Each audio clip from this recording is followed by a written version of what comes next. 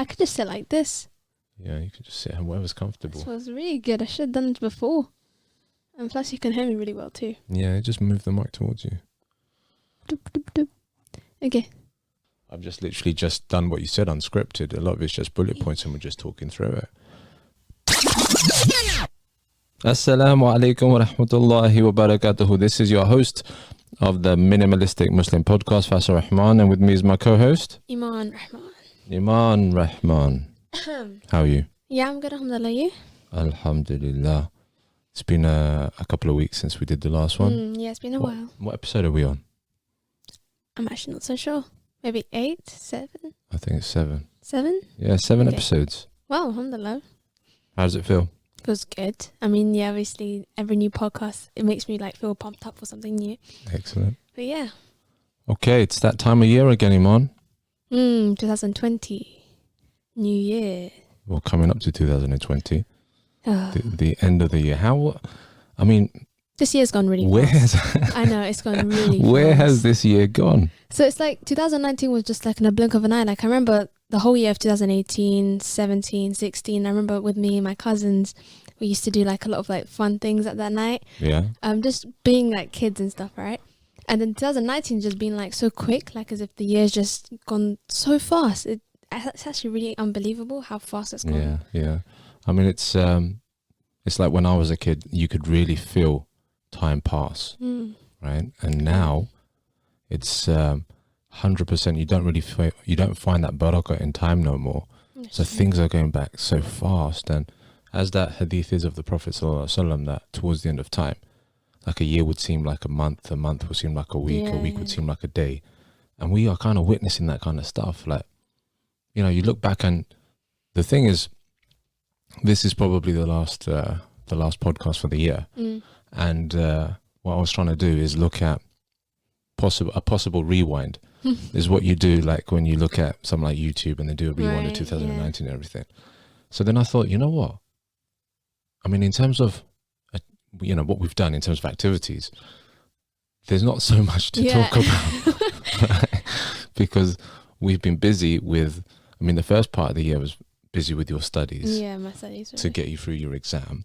So that's all I remember. Then we took a trip to Dubai. And then that was it. Then I feel like the rest of the year was just not much. Yeah, since you've sat your exam, then it's just been. We have literally I have literally devoted a lot of time to your siblings. Yeah. Getting them to do it. But with yourself, it's been a lot more casual and just letting you relax and doing what you want to do. But it's scary because, like, I mean, even though there were huge achievements, the holiday was almost like, even though we had that holiday, it was you and me. Yeah. And we stayed at your Popo's house, and it was almost like not a chilled out holiday because we were studying. Yeah, we were studying while we were on the there, beach all as right? well. Yeah. So it was a different kind of study. So we went to the beach, and I remember holding papers and we're sitting there, we're talking. But it was just that this was one of the things that was interesting, where you could study. Yeah, it's like the beauty of home education. Exactly. So away from the routine and sitting there and listening to the waves and having study time, and that's something I probably won't forget because it's plus you're creating memories doing it. Exactly. So that was an amazing thing. And the rest of like I said, the early part of the year was mostly concentrating on you and your studies. Yeah. And then now, since September, looking at when we started the podcast, and then for me it's been head down with work. Yeah. And with yourself, I think you've just been really engaged with helping your brother and sister with their studies as well. Yeah. Have you found that? Yeah, so like I'm doing mostly with my brother, alhamdulillah, and he's like he's picking up pretty well. Like I remember in school, when he was in school, I think he went through all those years and he didn't really learn anything. Yeah. Like maybe 2 or 3 things he's picked up where I said, "Oh, Abdul, have you learnt this?" And then he may forget, but when I go into it, he'll remember again. So certain things he hasn't really retained from school. So alhamdulillah, me teaching him, hopefully it will stay in his head for the betterment of his future. I think you found like a way Yeah. that works. Because I think I quite like kids anyway. Yeah. Like how they are. Even when I was in home, when I used to do like my activities and stuff, I was always around younger kids. There were kids my age and a bit older, but it was usually the younger audience was like my kind of people. Mm-hmm. I don't know, just like maybe the innocence of them or how they are and how they talk and like how they view the world is quite interesting to me. I see with the adults as well, like the people who know more than you and the experiences, like nice to hear the stories. But with with the younger kids, I think I've got so much experience that I feel like I can, if I wanted to, I probably would do teaching. Really? Yeah, because I'm actually going to that bit now. Okay. But like, well, the thing is, you know, when since you've been home educated, a lot of the groups and that you would attend, yeah, were of children that were probably younger than you. Yeah, a lot of them. You know, and this is a conversation we were having earlier, because a lot of people who home educate currently out of the Muslim sphere, Yeah. a lot of them would home educate either because their children have certain learning disabilities. So they will not learn and retain the way a quote unquote normal child would take in information. So you experience that as well. Yeah. All right. And I think with that, you've got a sense of maturity to how you view things and people, but naturally gravitate to people who, you know, like you said, you find the buzz in teaching. And I see it, you know, last couple of times when you've been doing it with your brother, and he's so excited. Yeah. Because he's understanding it. And you're excited. It makes you feel good. It does, absolutely. Yeah. This is one of the reasons, you know, when we're doing the home education episode, although I'm a fan of home education, it's all about who's educating your children. Do they have the same passion? And are they strategic in what they're trying to do? You know, it's not like a school regime where you have 9 to 3 and your lessons are, but it's how engaging you make those lessons. Right. And how, like you said, or, you know, when I look at Abdurrahman and the little light bulbs, and you're thinking, you know what, he's great. He's getting it.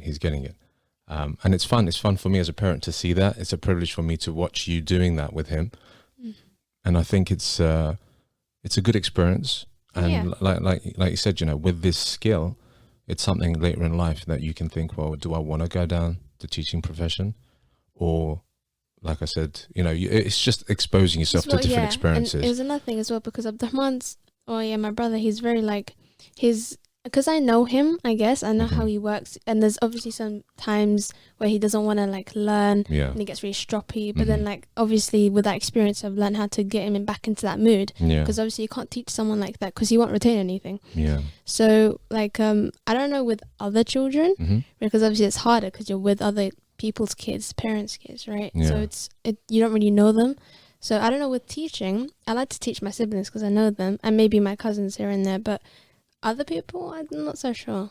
I don't think I have that skill yet. I mean, the thing is, it's not that you have the skill, it's more the confidence. Yeah, I think it's confidence actually. That's what it is, because if you have something that's working and you can see that your brother is benefiting from it, that means that you have the ability to talk or teach a way that he understands. And this is the problem I have. Not a lot of people can do that. So yes, I get, you know, I hear people getting all excited about home education, but the amount of engagement you have to have with your children, it's tough. It is tough. It takes a lot. And this is when I sat down with you and I said, I don't want to do too much with you because like, it's too much pressure for yourself. So doing bits where I think it helps you enhance certain qualities in the teaching abilities for yourself, but then rein it in and say, right, okay, now do something for yourself. Like the other day, was it yesterday? You said, no, I want to do some drawing. Yesterday. All right, so that was amazing. You went away for 2-3 hours and you came back with this amazing scenic picture. Thank you. And that's you. That's you. What I see in terms of the art. So I definitely want to do, and I definitely want to look at something for you in terms of that, the art side of things. And I know that not too recently you went to an art gallery as well. Yes, I did. So tell me about that. So the art gallery, actually, it was interesting because obviously my style of, drawing and stuff was either like, I've actually started to go more that nature, scenic kind of thing. Before that, it was very cartoon, characteristic kind of people or like animals, maybe like, basically my cartoon thing was exaggerating features. Like if I was drawing a woman, it would be like big eyes, like a round face, like very exaggerating, stereotypical kind of stuff. So then I would just play around with that, and then slowly I've got into that bit of more, not realistic, but just more like, you know, with the scenery and stuff. I've never really done it before. Yeah. So I'm getting back into that. But with the gallery, it was very not like, I've never done something like how, you know, the artists there do their work.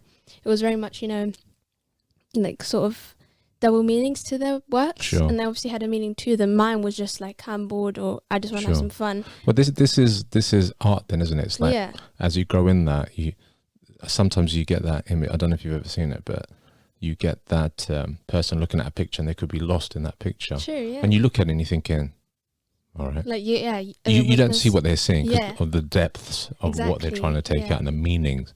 But I guess an artist can, you know. The good thing about like the art and stuff, right? Where you can have one picture, but so many different artists can get one thing out. Like they may get different things out from there because of their perspective and how they draw. And they may say, oh, I see this, or I see that, or this is what I think it means. That's right. Right. So it's like that cool thing about art and creativity is that you can do something, but other people will think like they'll get other things out from it, and you can get inspired or for other people so they can do artworks. So it's quite cool with like, I like that kind of community, I guess, but everyone is like, you know, out there and doing whatever they want to do, and no one's like criticized for that, because there's so many different art types, and I've only doing like maybe 2 out of all so many there out there. So it's obviously getting those experiences and trying new things, I guess. But look, that goes to show that your passion definitely lies in art. And I think we just need to expose that bit more and unravel that creativity a bit more. And I think time will do its thing. You know, you're very focused with what you want to achieve in terms of, you know, where you've been for the last few months with your brother, and you've also kept up your art, which is brilliant. And I think you should continue that, and inshallah, you know, in the coming year, we'll kind of look in terms of what we want to do with yourself. But I guess that's it then. We'll wrap it up there for... No, I'm joking. Oh, I was like, wow, 12-minute episode. No, but you know, like, we're looking at this year, and you know, we're in that time, I guess, where we're in December. And I went for a walk, a nice little night walk the other night. And you know, it's getting a bit colder and chilly and frosty in the evenings now. So I went out and I thought, you know, I had a bit of dinner, and I thought, all right, let me go for a little walk. And this time of year, as you know, that people have got their decorations up.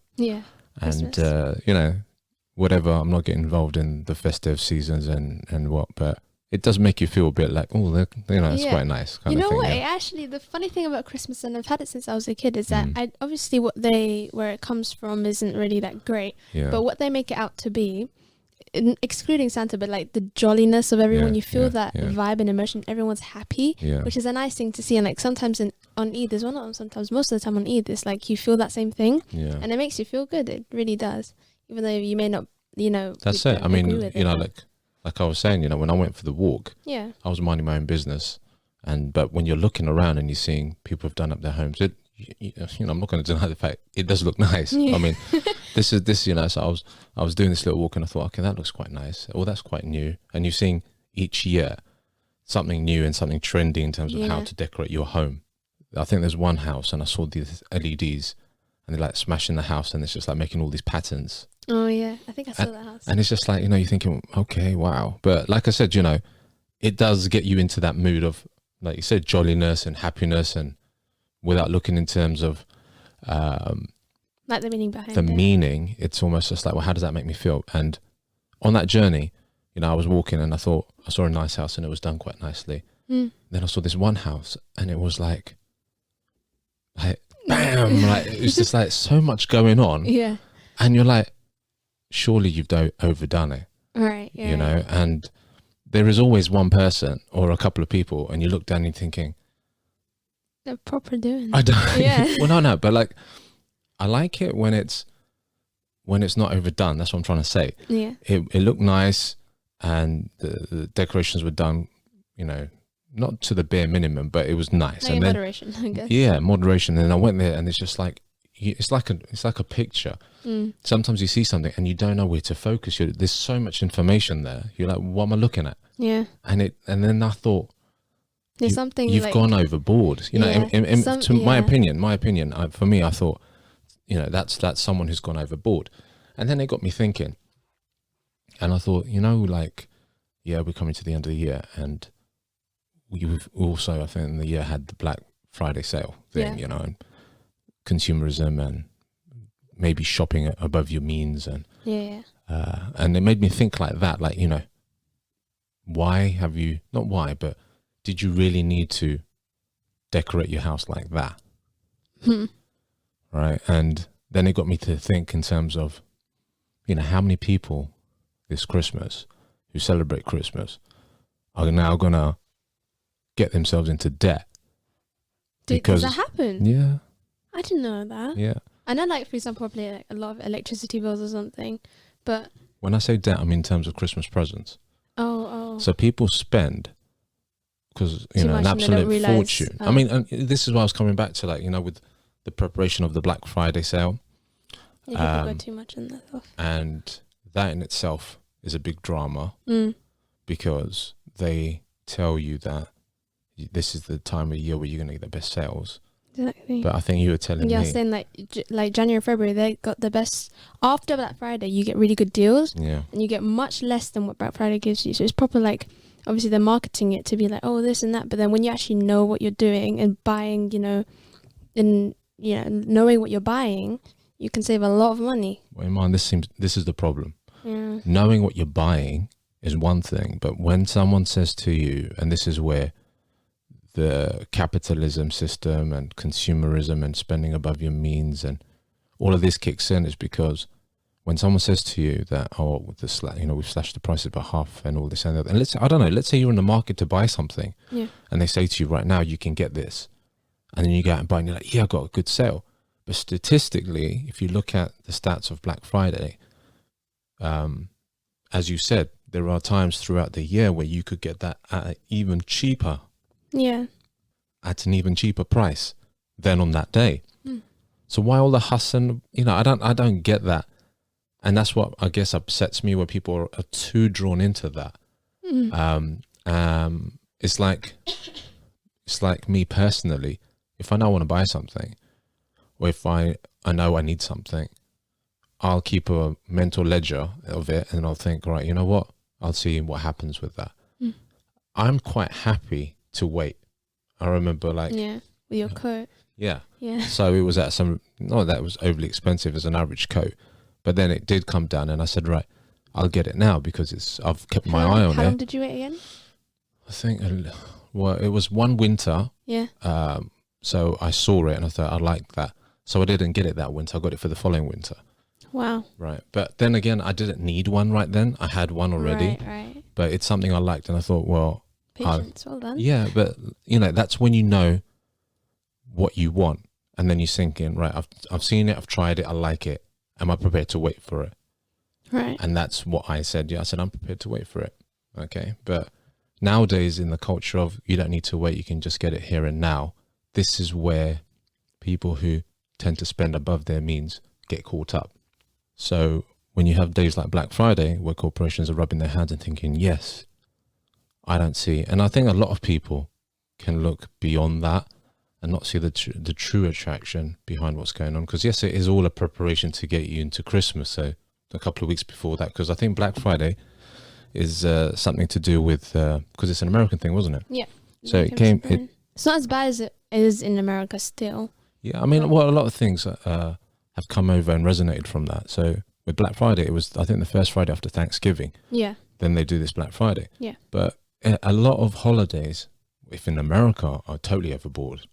You know, totally overboard. But it's, you know, like I was saying, look, when we look at, because this came off from when I said to you that a lot of people get themselves into debt. Yeah. For this kind of stuff. But, you know, in terms of purchasing, and obviously corporations and companies at this time of the year, it's one of their prime times in making sure that they stock up for you guys. Yeah. Right. So, you know, like, just to give you an example, do you know what the current population of England is? No, I don't know. How many million? million. I'll give you an idea. Is it double digit or single digit? Double digit. It can't be. 67. What did you? I didn't say. What? That can't be right. 67.5 million is the current population of England. So many people in England. It's a tiny little island. Yeah. Oh. 67.5 million. All right. So I was trying to draw a 6 and a 7 for you. Right. 67. Yeah, because right? That's what you saw, right? So 67.5 million is the population of England. Out of that, 12% of people have debts that they're struggling to pay. So that 12% is about 8 million. Wow. Right. So that goes to show, and this rate increases year on year. All right. People would go out their way to look in terms of, and is this for holidays or just general? No, debts? Just general. I mean, just general. I think this doesn't include mortgages, but credit card debts, I think. Okay. So when people want to buy something, they whack it on the card and they'll think about paying it later. You've got a massive issue right now when it comes to that. And unfortunately, it's not focused more upon, and people feel the pressure because it's Christmas and we need to buy. Yeah. And for those people who can't get credit cards, end up getting payday loans, which charge you something stupid like 1,200% APR and all of that. And it just goes to show. Wait, 1,200%? Yeah. Yeah. So where banks would charge, I don't know, 5%, 4%. All right. 1,200%. Yeah. So it's absolutely ridiculous. But then it just goes to show why riba is made haram, because you will never be coming out of that. Or, I mean, it'll be very difficult to be coming out of that kind of debt. And there cannot be any barakah in that kind of money.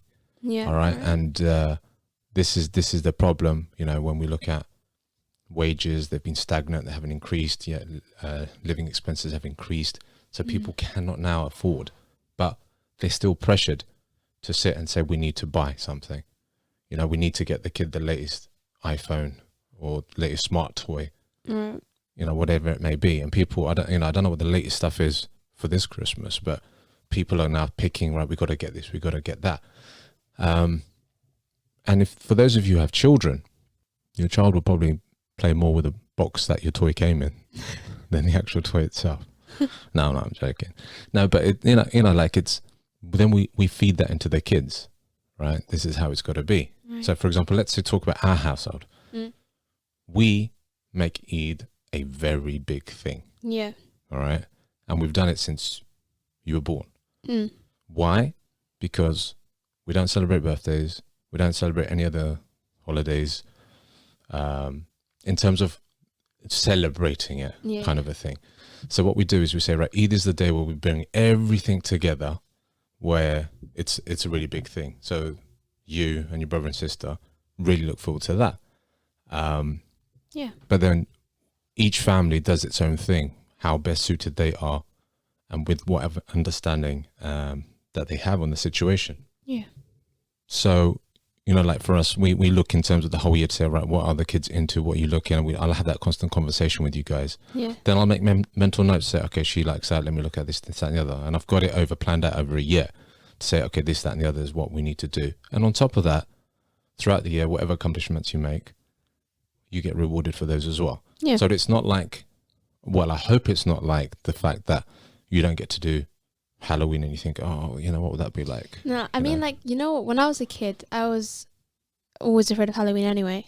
So I didn't really mind about that holiday. But with like the Christmas stuff, I know when I was really small anyway, I don't feel it anymore, or for the past few years I haven't felt it. But yeah, I remember I used to feel a bit left out because my like non-Muslim friends would do it. Yeah. Now I feel like, oh, I want to do it too. Yeah. But obviously now you grow out of it and you understand that, well, you know, why do people celebrate these kind of things? And, you know, I don't feel like, alhamdulillah, even it's not like as if we just get that present for the whole one in the whole year. We get them, as you said, if we do something good, like for example with my exams, I passed them, which alhamdulillah I did. You know, you can get a little thing for it. So it's not as if you're that as strict to some people out there where... Well, for you, one of your things was to get that trip, I think. Yeah. Because you passed last year, then I said for the coming year, you and me will go to Dubai. Yeah. But then we were also having an enjoyable time and yet studying as well. So it's like working pleasure. But, you know, which is good. And I like that. And I think I could see the benefit from that for yourself. Yeah. But yeah, alhamdulillah. So, I mean, the purpose of the conversation was to look at people who are probably overspending and the pressure, why they have to overspend. Okay.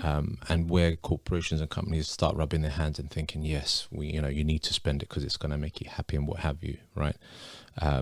And people spending above their means and credit card debt increasing and all of that kind of headache that people then think, oh, I'll do it, but I won't worry about it till the next year.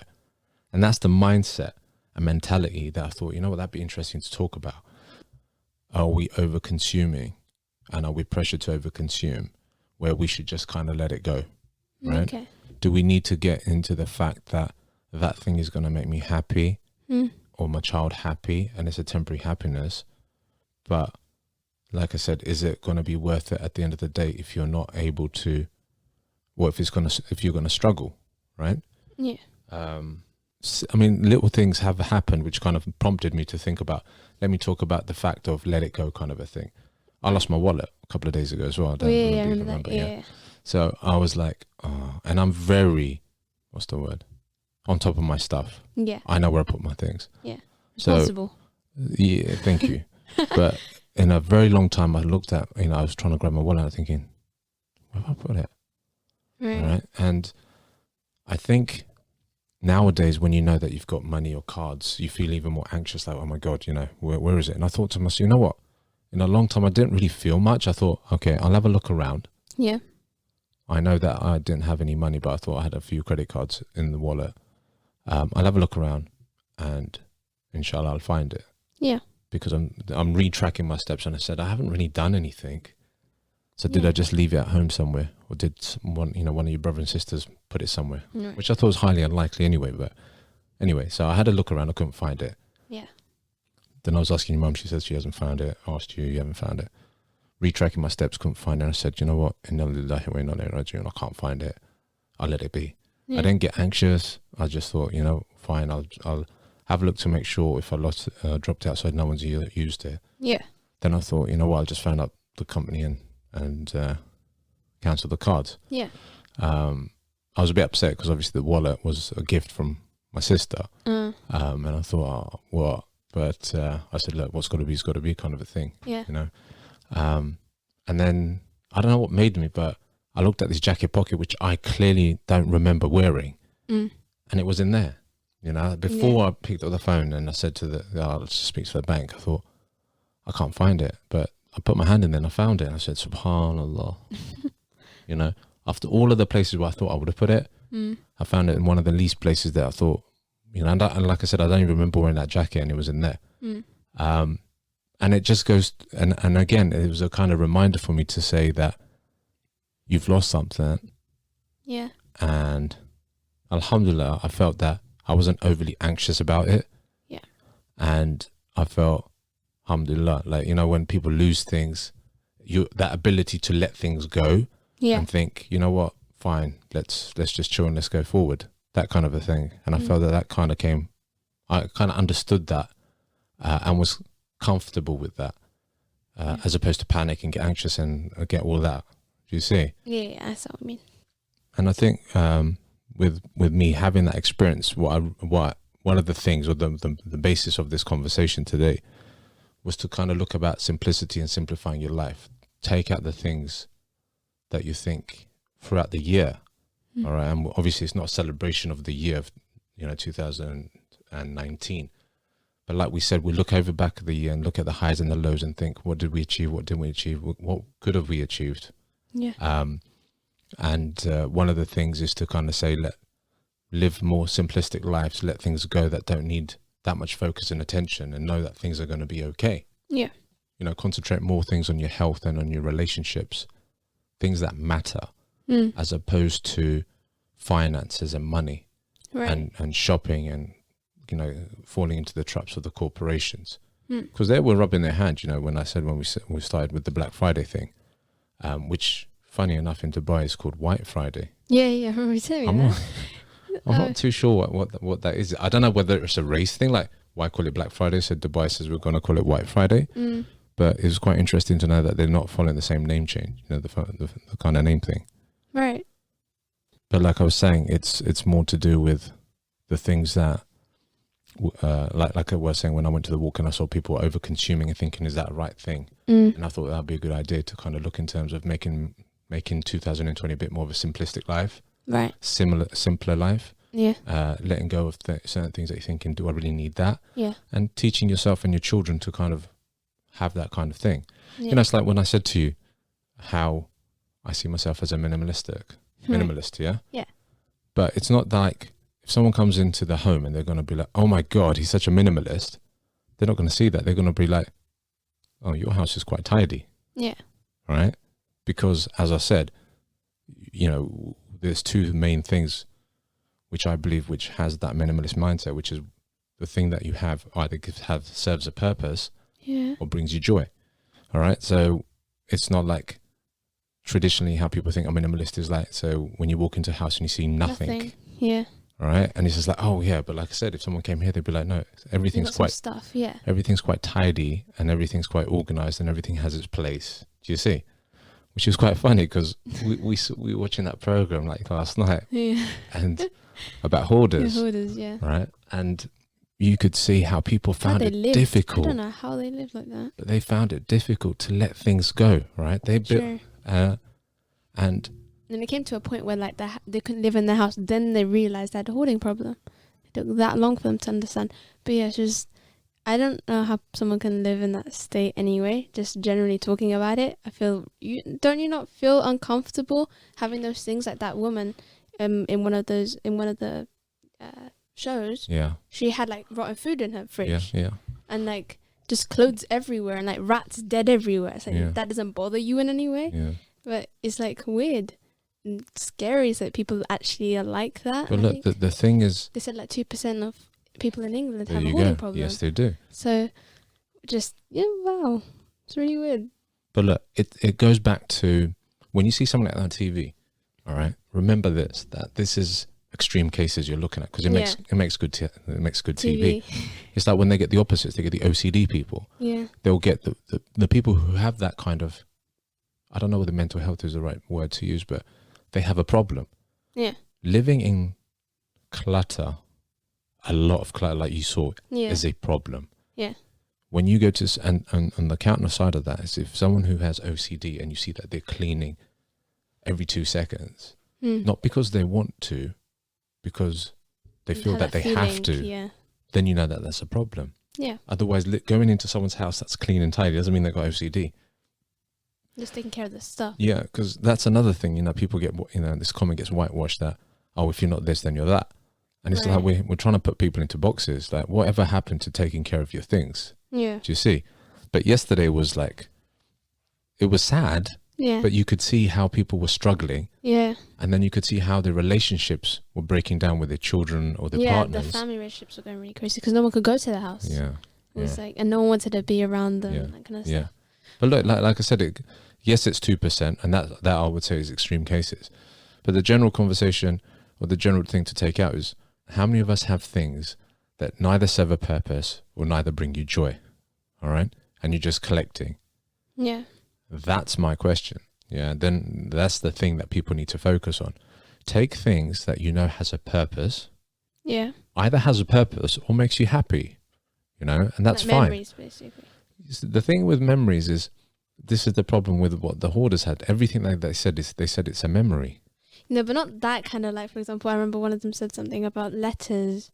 No, not letters. Yeah. Like newspapers. Newspapers, yeah. So, that's a bit of an extreme thing, like keeping some boxes and boxes of old newspapers, right? But like stuff like, I don't know, I remember I still have it, right? I went to a trip when I was in year 2 maybe, and I went to Gallows Land. And it was a school trip. And basically, it was my first time ever buying something on my own with my own money. And I still have it. It's like a little blue little gem thing, right? And I bought that on my own with my money. So I've just kept that because it says, I understand. But the thing is, like I said, does it come under mental health? Possibly, because a lot of the times when you study these people, they've either had some sort of setback, either their partner's passed away. Yeah, some sort of trauma, I guess. Exactly. And that's where this obsession of collecting things has come from. Yeah. But like you said, some trauma has happened to that some person's life. But And again, it's not to stress that this is what happens, but we're aware that this is a 2%. I think that figure that you said 2% was the NHS figure that they said from that. Yeah. And the other thing was a quarter of fires happen with paper or something, Yeah. wasn't it? For a quarter of fires in England happen due to people who hoard, Right. because there's a lot of paper. Paper Yeah. obviously is flammable, Plastic and stuff, yeah. exactly. So having that in mind, it's and like I said, apart from it making good television, the thing to take out is, are we becoming a nation of people that are just collecting things? And it goes back to the saying that, live a life that has purpose and meaning. Yeah. Right. And use things that have purpose or either bring you joy, kind of a thing. Yeah. Right. And it's just reflecting over, like some people say to me, why do you go to Dubai? Right. Right. Out of all the countries in the world, why do you go to Dubai? It's this fake country, and people this and people that, and it's for this, and they want to show you this lifestyle and this kind of that. I think I've been there about 4 or 5 times, right? Yeah. I don't go there because I can say that I'm in love with the country. I go there because my sister lives there. Yeah. And we have a very good relationship, alhamdulillah. Alhamdulillah. And so we sit and we'll enjoy spending time with each other. Yeah. That's what I go there for. If they were in Timbuktu, I would be going to Timbuktu. But this is the thing that sometimes when people don't know you, they look at what you're doing. They assume. And they assume. Yeah. So for me, when I make that journey, it's like I'm gonna have that cup of coffee with my sister. Have you heard that? I think there was like a story, right, where they were saying about like those. I think it was like a father and a son, father and a daughter, and they had this donkey, and they're going through, different types of like towns, and like people had the. Have you heard of it? Like basically, let's say, one of them was that the father was riding the donkey, and the daughter was, or the son, I don't remember which one it was, but was riding alongside the donkey, and this town was saying that, oh well, why is the dad sitting on there, let the daughter go on there, or the son, right? Okay. And then they go, and then so that's what they follow, they listen to them, and then they go to another town, and then the town seeing the the son or daughter sitting on the donkey, and the dad's on the riding behind them. Right.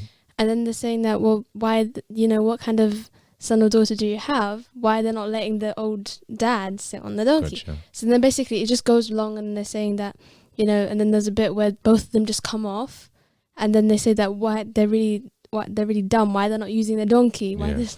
Yeah. So it's like there's like different perceptions because they're assuming they don't know what your intention is, and That's so it. if you keep following and listening to them, because people have different, opinions. 100%. Then like you're just gonna keep changing everything, and you 100%. won't be yourself. 100%. But yeah, MashaAllah, that is a gem you've thrown into the conversation. And with that, I think for those of you who are listening, that's some deep stuff.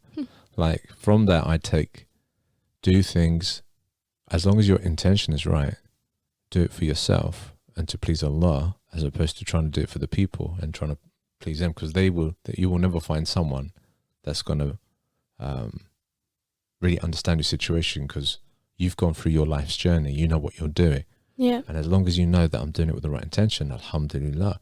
But unfortunately, this is the way of the world. They observe and they do make their judgment. yeah. And it's as people sometimes... Without knowing context sometimes. Yeah, but as people, sometimes we fall into that judgment and we think, if someone says something of that way, fair enough. But alhamdulillah, as long as you know you're grounded, Yeah. your feet are firmly on the floor, and everything that you've got in your life is a blessing from Allah, and you're able to make moves and do things, alhamdulillah. Alhamdulillah. But like I was saying about my journeys to Dubai, not everyone, obviously people are like, oh wow, this, that, and the other, but me personally, you've been there with me. Yeah. I enjoy my walks. I'll do the same thing I'll do over here. Yeah.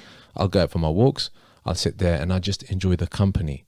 Yeah. And I'm going there, and as you know, me and my sisters are very close, so we'll sit there and we're just going to spend time with each other and have that time together. Yeah. Which is what I take away, right? But some people may not understand. They think, oh, he goes there, the shops, we're not into all of that. I'm not saying I haven't been there, Yeah. but once you've done it, you're like, okay, that's it, I'm done. My appetite's satisfied. I'm there for the conversation. Do you see? Yeah. So, alhamdulillah, we get those opportunities. But But yeah, we haven't done a podcast like this before, so it's quite interesting. Just talking, I guess. Yeah. No, that's good. That's good. But I think this one was meant to be a nice little light-hearted episode, just to kind of reminisce about what we've achieved, what we haven't achieved, what we've enjoyed, what we've learnt, and inshallah, if Allah gives us life, is to kind of better ourselves, to think, okay, with 2020 around the corner, and as we know, all right, we're not celebrating the year, but it's just to kind of take into consideration the speed of time. Time went fast. To really understand that we are living, like the importance of time, and like trying to live every moment, I guess. We are living at times where time is a luxury, and like my personal belief is there is no barakah left in time, right? And I say that purely with the sense that people, you can't do as like I said, that how this time is speeded up, and there's not so much you can do in your day to make it productive. I mean, there are things to make it productive, but just with a general analysis of the hadith to say how short and how barakah will be taken and how time will be, we're living at that time. So it's to kind of look at what really matters, which is your relationships. To make sure that if you're a father, you're taking care of your parents. If you're a parent, you're taking care of your children. So what? If you're a father, you take care of your... Oh yeah, that is true. If you're what did I say? You said if you're a father, take care of your parents. If you're a child, if you're a child, take care of your parents. If you're a parent, you take care of your children. And just really look at your relationships and value those relationships, because you don't know what happened tomorrow. What is going to happen tomorrow. And to kind of look at your life, and if there's anything you can take away, it's to kind of simplify your life. Take away the distractions. I gave an example earlier where I was talking about walking and just observing overconsumption through this time of the year, right? With the Black Fridays and the Christmas and the decorations. And know that you don't have to be sucked into that, right? And just change your mindset, change your philosophy, and then educate your families about that, and just put things into your life which serve a purpose or bring you joy. That's the two things I would say in terms of living a meaningful life. So you're not over consuming. You've got things that give you pleasure and joy, and you're able to sleep well at night. Money's not the main objective. I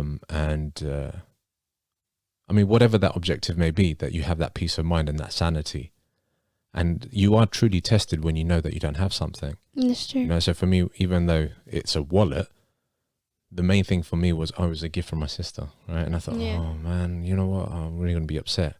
But I just thought, you know what? Inna lillahi wa inna ilaihi raji'un. I'll let it go. And then subhanAllah, I found it somewhere else. All right. So it's lessons for me first and foremost to kind of just check myself, and make it more regular to make sure that I'm not going to let things overtake me in terms of my desires. And you check yourself there, right? Yeah, definitely. But I think other than that, this year has been a pleasant year. Alhamdulillah. We've achieved, alhamdulillah, as a family, we've achieved well. I think for me personally, the setup of this podcast, which started in September, has been a good initiative. And inshallah, as the episodes increase, then it will benefit first and foremost me, you, and then outreach to other people, inshallah. But this is something that, inshallah, we'll continue doing, and look at different topics in the new year. But I think other than that, it's been a blessed year, alhamdulillah. But like I said, the nights are getting colder, the days are getting shorter. But you enjoy that as well. It's not typically my favorite time of the year. I much prefer the long nights, the long summer nights. But alhamdulillah, you enjoy that. But is there anything you're looking forward to doing? Looking forward to do. Or is there anything else that you would like to be doing? What do I want to do? Okay, I'm looking forward to the Turkey trip. Okay. Is that confirmed? Is it confirmed? I don't know, is it? That's good. Yeah, because you're looking at the... Your mum wants to go there. That's true, but like we're all going, aren't we? You know, that's another really good episode because Ertuğrul. the reason that your mother wants to go to Turkey is because of The TV show. the TV show. Yeah. And she's going to deny it, but I think she's been a bit obsessed with that. She has. She really has. She's been watching like 4 or 5 episodes in one day, and one episode's 45 minutes long. Yeah. And like she just binge watches it all the time. But, yeah. So, but I think she's reached the end of it, hasn't she? Yeah, I think 3 more episodes left or something. Okay, but she's not saddened because I hear that they've started a new one, and they episode. got English subtitles as well. But look, okay, I mean, Turkey, inshallah, let's see what happens with that. But apart from that, I think I've got to sit down and work out your academic qualification, what we're looking at doing now, inshallah. But I think what we'll do is wrap it up there. I thought for this episode, we'll have a nice, easy, unscripted conversation about the achievements of what we've done in 2019. A few things that I saw observing purely because of the consumption, and just going back to the bare nitty gritty and ending the year by saying that, look at your lives and really look in terms of things that you have then and realize or work out, do these things give me purpose and joy? And if they do, alhamdulillah. Yeah. Not to get too sucked into overconsumption. Which unfortunately is which this country is really having an issue with. Yeah. And it's really important to know and to live within your means and to enjoy life and make memories, which in my eyes is the more important thing. And inshallah, moving forward, we'll look to continue to look into more inspiring topics inshallah that we can talk about. But what we'll do, that at the moment we're doing podcasts every fortnightly. We're releasing them. But inshallah, we're going to take a break. We're not going to take a break. Carry on. Next one. No, it's up to you. No, I think, alhamdulillah, we've been getting a good response from what we're doing. So inshallah, just making sure that I'm happy with the content that we're releasing. Yeah. And just moving forward that way. But I think for me personally, it's been a good personal growth. Why don't you end it? You end it. That's your tradition. Well, traditions are there to be changed, aren't they? No, that's rules. Rules are different. Okay. Rules are there to be broken, people say. Remember, guys, so you need to go into www.minimalisticmuslim.com. Remember to subscribe and listen via the website or your preferred podcasting platform. Other than that, spread the love, spread the episodes amongst your family and friends. And inshallah, I'll be looking to introduce more episodes in the coming year. And more importantly, at this time of the year, although yes, as Muslims, I'm not sitting there thinking, let's celebrate Christmas and get into that festive season, but to take away, just to make sure that we take care of ourselves and those around us, that should be a given. But to make sure that we live a more meaningful life and looking forward into 2020, adopt good habits that will make you more productive. Make you a better person. Work on yourselves to make yourself a better person. For me, for those who know my story, I guess I was thinking about podcasting for a while, but it wasn't at the forefront, right? And all it took was a conversation with a dear friend of mine, and that was it. Then I didn't look back, and I thought, right, let me just get it started. Yeah.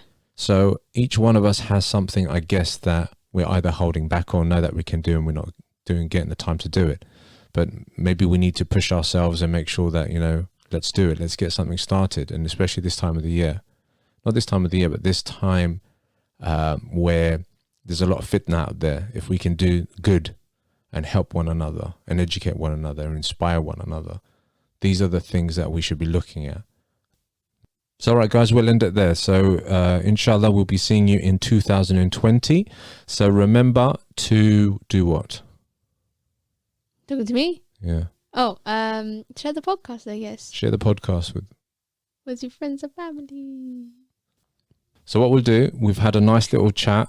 We've had an unscripted conversation with Iman and myself, purely about things that we've done over the last year, our observations, what we've seen, what we felt, and just looking at ways forward in terms of making sure that we continue to live a more meaningful life and a more inspiring life for ourselves and those around us. What you guys can do is remember to go to www.minimalisticmuslim.com. Remember to put your email and subscribe. And you can either listen to us via the website or the platforms. Or the other podcasting platforms. So from me, Faisal Rahman, and from me, Iman Rahman. Assalamu alaikum wa rahmatullahi wa barakatuhu.